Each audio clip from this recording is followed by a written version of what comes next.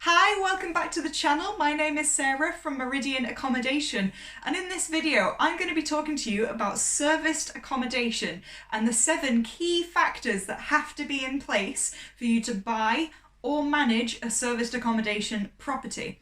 So to start with, what is serviced accommodation? Well, many people get confused between serviced accommodation and holiday lets. They think they're the same thing, but there actually is a difference, and that's mainly in the guest type that you're trying to attract. So with a holiday let, the main guest is obviously holiday makers.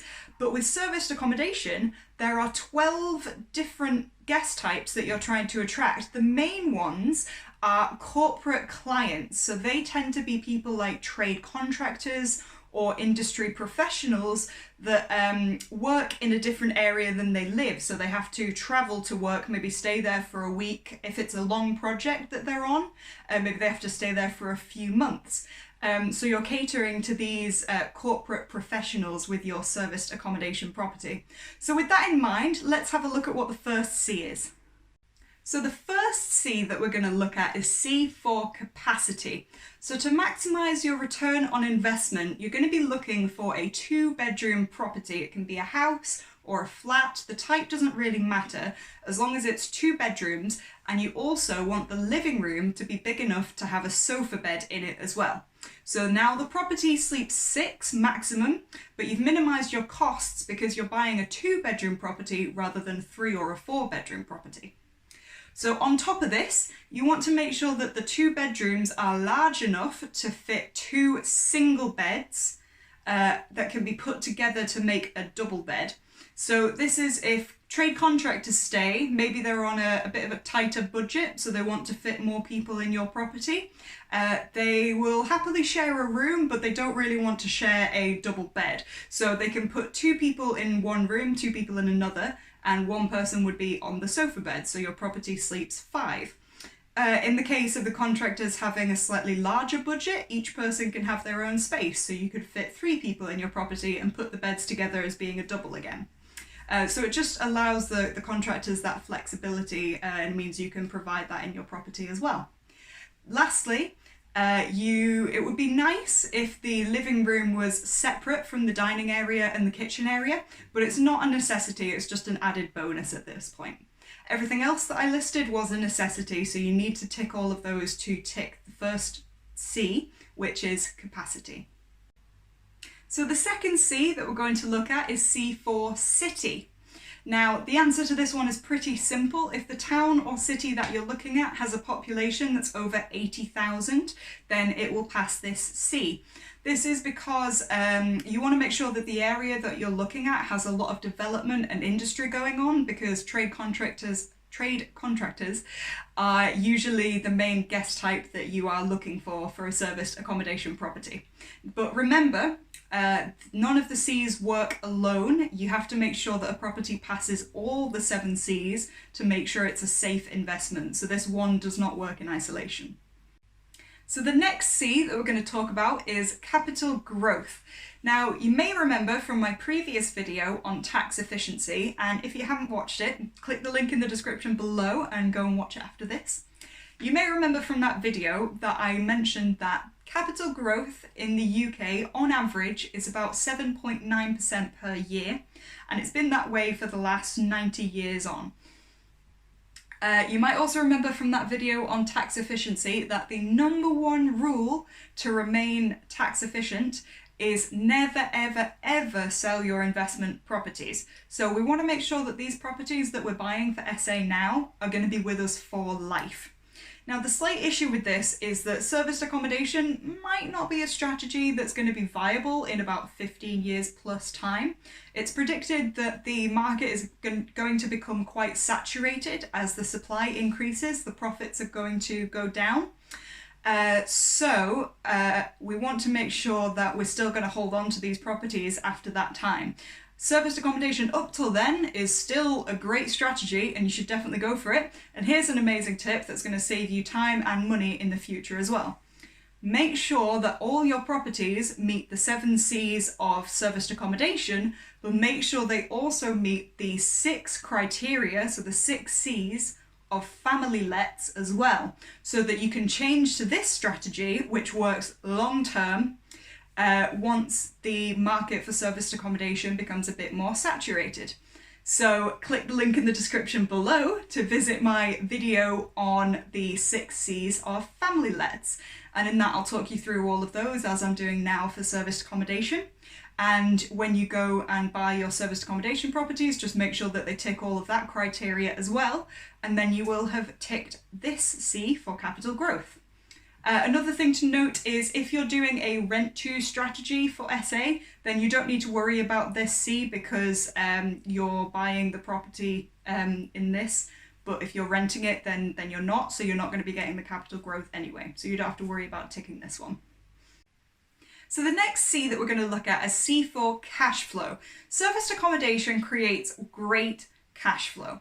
They require a bit more effort than a buy-to-let property though. Typically they use about 2 to 5 hours per week that you have to spend managing them. So for this we want to make sure that the cash flow is at a certain level as we're putting in a bit more time. So when you're doing your analysis, I recommend you use a spreadsheet, and you have all of your expenditure like your mortgage and your maintenance and your cleanings fees and things like that. And you have them all minused off the rental income that you're going to get. But then I also recommend that you have some different tabs that outline the following. So you should be able to see what your profit and revenue levels are going to be at different percentages of occupancy. So from 0 to 100% occupancy, you should be able to see what your revenue and profit levels are going to be. Similarly, you'll want to be able to see what they are when you've got 1 guest staying and when you've got the maximum number of guests that your property can fit staying. Because typically you'll have a base rate for 1 or 2 guests, and then every guest above that you'll add a certain amount, maybe £15 per person above 2. For example. So to make sure that you tick the cash flow, you're going to want to be able to see those different things. So I'm going to show you in one of my Excel spreadsheets that I use for analysing my properties how all this looks. My example deal analyzer, you can see over here we've got the night rate, the base rate that you'll charge for each night that a guest stays. And you've got the max number of guests at that base rate. So if your property sleeps 4, for example, then this shows that you will charge £100 per night for the first 2 people. And then if 3 people stay, you'll add an extra £15 per night.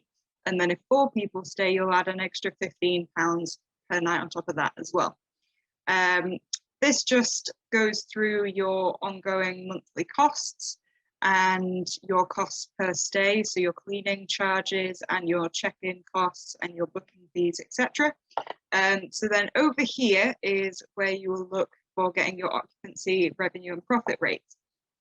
So to pass this check, we want to make sure that here at 50% occupancy with only 1 guest, that you are breaking even. So you want this to be in the white, not in red.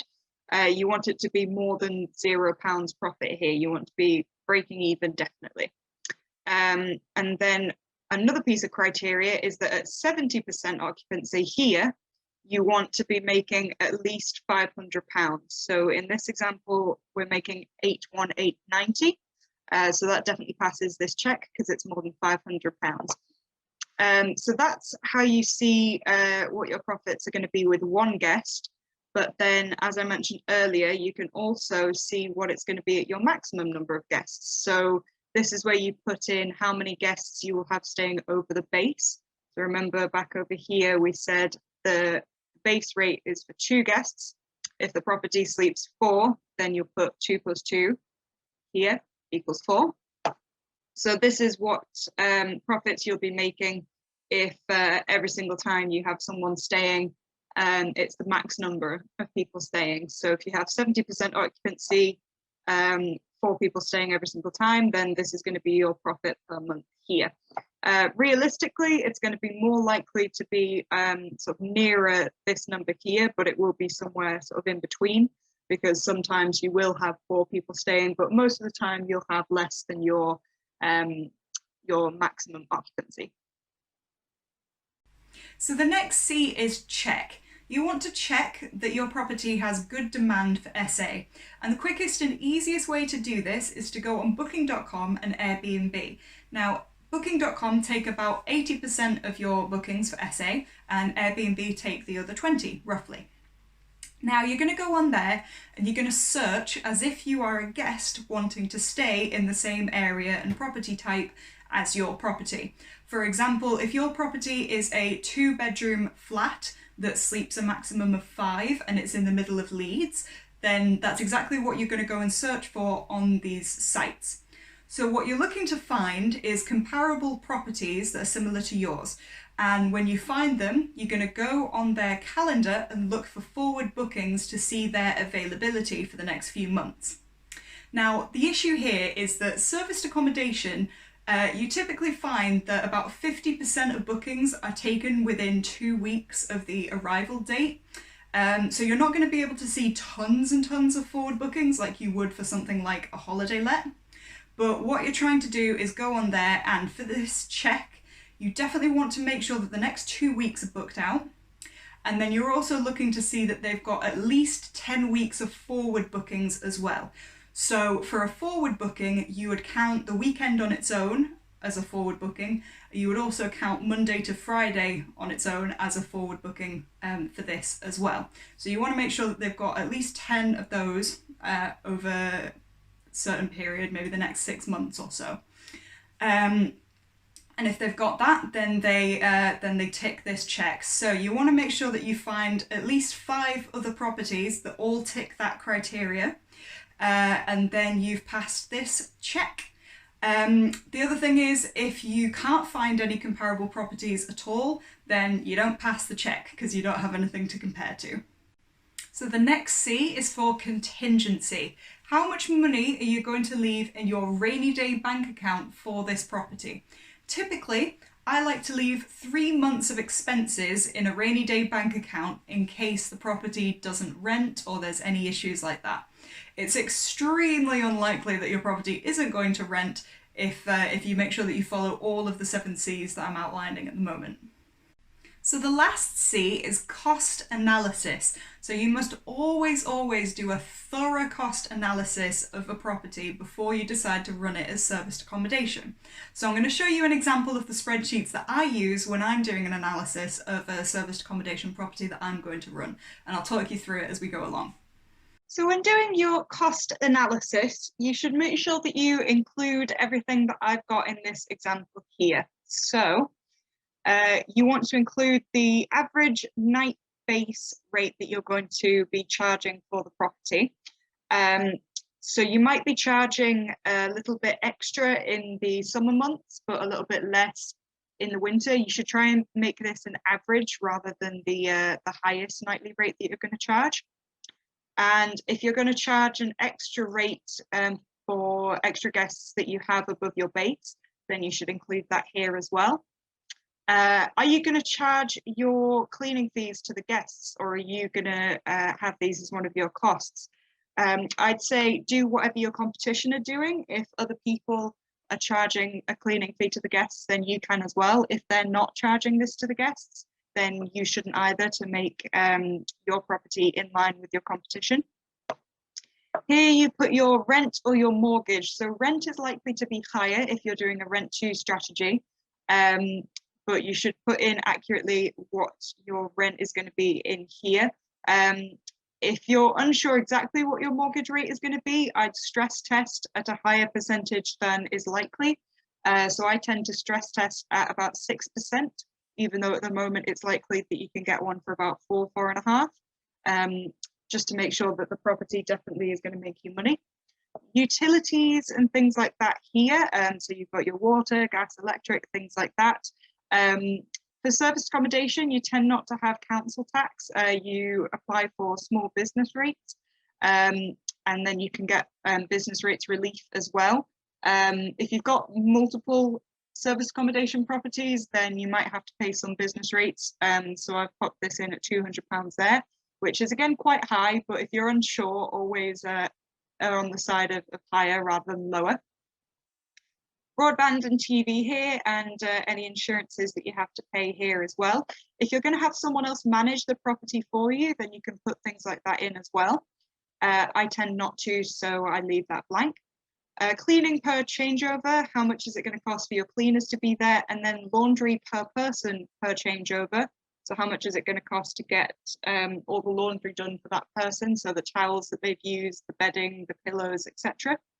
If you're going to have someone checking in with the guests, so when they arrive, giving them the keys, talking to them, making sure they're okay with everything in the property, then pop that in as well. If you're not going to have that, then you don't need to consider this. Booking fees, so how much are Booking.com, Airbnb going to charge for you to make a booking with them, and then card fees as well in there. Again, stress these a little bit higher if you want to. I recommend it, just so that you know that you've definitely got the space there. And then you can go and have a look at your profit over here. But remember, put all of these in before you look at the profit. So the important point here is to do the cost analysis in full before you have a look at the profit boxes, so you're not tempted to tweak and make changes as you go, so that the profit boxes meet the criteria that you're after. So those are the 7 C's for serviced accommodation. Now remember, none of them work in isolation. You need to make sure that all 7 have been passed on your property so that it is a safe investment for you to add to your portfolio. But remember to like this video if you found the information helpful. Click the subscribe button below and the notification bell to be told when I post a new video. My name is Sarah from Meridian Accommodation. Happy investing, and I'll speak to you soon. Bye!